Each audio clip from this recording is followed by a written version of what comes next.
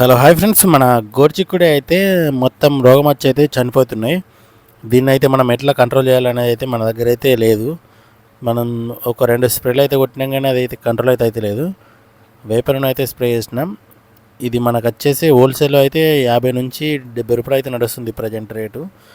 మనకు క్రాప్ అనేది మొన్నడాక మంచిగానే కాసింది, కానీ ఈ ఎండలకి చనిపోతుందా మరి వాతావరణానికి చనిపోతుందా అనేది మనకు ఎలా అర్థమైతే లేదు.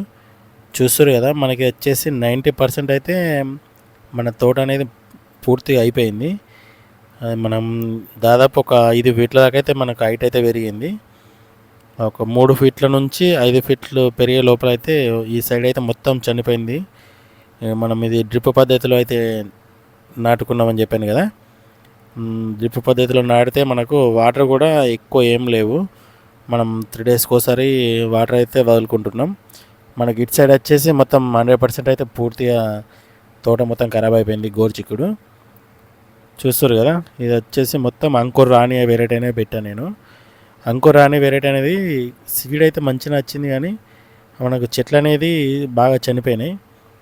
ఇక్కడైతే మొత్తం ఒక్క చెట్టు కూడా లేదు, మనకు మొత్తం డ్రిప్ పైప్లే కనబడుతున్నాయి. మనకు అటు సైడు అక్కడ ఒకటి ఉన్నాయి. మనం ఇక ఇది ఇంకొక 1 వీక్ తర్వాత పూర్తిగా ఈ తోట అనేది తీసేసి మనం కొత్తగా పంట అయితే పెట్టుకోవాలి. మనం అటు సైడ్ ఉన్నాయని మనం చూసుకుంటే మనకు మేజర్ పంట కూడా లాస్ అయిపోతాయి కదా. అందుకని వచ్చేసి మనం నెక్స్ట్ అయితే టమాటా నాటుతా అనుకుంటున్నా. టమాటా నాటితే మనకు రేట్ వస్తుందా, వర్షాలకు తట్టుకుంటుందా అనేది చూద్దాం. ఈసారి వర్షాలు కూడా తక్కువ ఉన్నాయని చెప్తున్నారు చాలామంది. వర్షాలు తక్కువ ఉంటే టమాటా అనేది ఓకే, వర్షాలు ఎక్కువ ఉంటే మాత్రం టమాటా అనేది కొద్దిగా కష్టమవుతుంది. మనం ఎందుకంటే స్టేకింగ్ చేస్తాం కాబట్టి చూద్దాం. మనకి చెట్లు అనేది చనిపోవద్దు. చనిపోయినాయంటే ఇంక మనం ఏం చేయలేము. వీటిలకు ఎన్ని స్ప్రేలు కొట్టినా కానీ కంట్రోల్ అనేది కాదు.